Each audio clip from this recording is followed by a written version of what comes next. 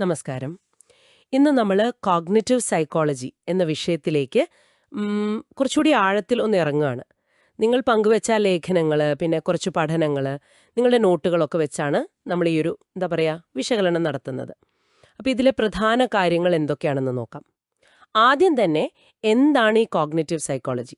നിങ്ങളുടെ ആ മെറ്റീരിയലിലൊക്കെ പറയുന്ന പോലെ ആളുകൾ എങ്ങനെ വിവരങ്ങൾ മനസ്സിലാക്കുന്നു, ഓർക്കുന്നു, പഠിക്കുന്നു, ചിന്തിക്കുന്നു, ഇതിനെക്കുറിച്ചൊക്കെയുള്ള പഠനം അല്ലേ? അതെ അതെ, വളരെ ശരിയാണ്. ചുരുക്കി പറഞ്ഞാൽ നമ്മുടെ ഉള്ളിലെ ആ മാനസിക പ്രവർത്തനങ്ങളെക്കുറിച്ചുള്ള ഒരു അന്വേഷണം.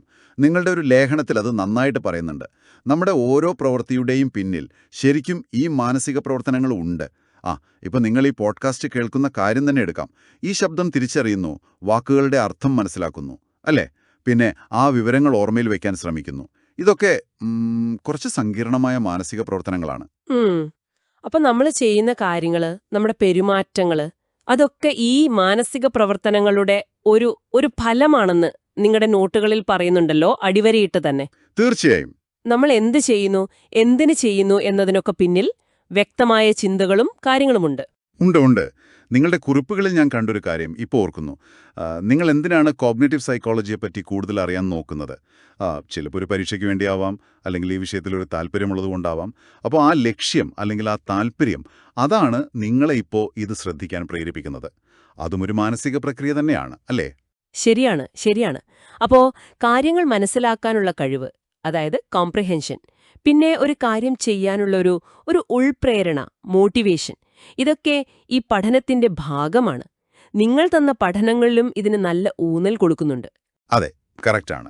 നിങ്ങളുടെ മെറ്റീരിയൽസിൽ പല ഭാഗത്തായിട്ട് ശ്രദ്ധ, അറ്റൻഷൻ, ഓർമ്മ, മെമ്മറി, പാറ്റേൺ തിരിച്ചറിയൽ, ഭാഷ ഉപയോഗിക്കുന്നത്, ചിന്താപ്രക്രിയ, ഇങ്ങനെ ഒരുപാട് മേഖലകളെക്കുറിച്ച് പറയുന്നുണ്ട്. ഇതിലൊരു രസമുള്ള കാര്യം, നിങ്ങളുടെ ഒരു ആർട്ടിക്കിളിൽ അത് സൂചിപ്പിച്ചിരുന്നു.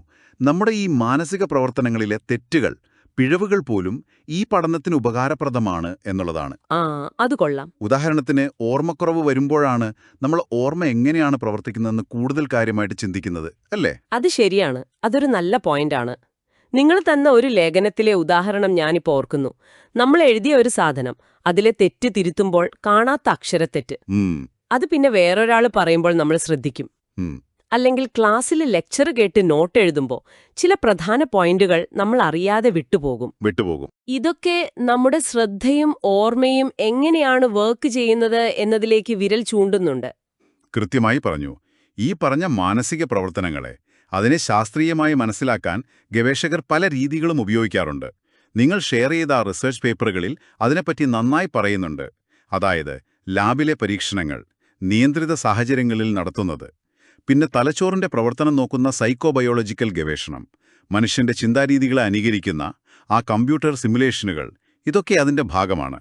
ഓക്കെ, അപ്പോ ചുരുക്കി പറഞ്ഞാൽ ഈ കോഗ്നിറ്റീവ് സൈക്കോളജി എന്ന് പറയുന്നത് നമ്മുടെ ചിന്തകളും നമ്മുടെ പെരുമാറ്റങ്ങളും തമ്മിലുള്ള ബന്ധം, അതിനു പിന്നിലെ മാനസിക പ്രവർത്തനങ്ങൾ, ഇതിനെക്കുറിച്ചൊക്കെയുള്ള ഒരു ആഴത്തിലുള്ള പഠനമാണ്.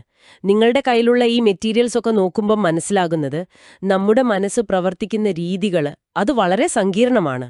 എന്താ പറയുക, വിശകലനം നമുക്കിവിടെ നിർത്താമെന്ന് തോന്നുന്നു. പോകുന്നതിന് മുൻപ് നമ്മൾ ഈ സംസാരിച്ച വിഷയങ്ങളുമായി ബന്ധപ്പെട്ടൊരു കാര്യം ഒന്ന് ആലോചിക്കാൻ വേണ്ടി തരികയാണ്. നിങ്ങൾ ദിവസവും ചെയ്യുന്ന, പക്ഷേ അത്ര ശ്രദ്ധിക്കാത്തൊരു കാര്യം, ഒരു സാധാരണ കാര്യം ഓർത്തു നോക്കൂ.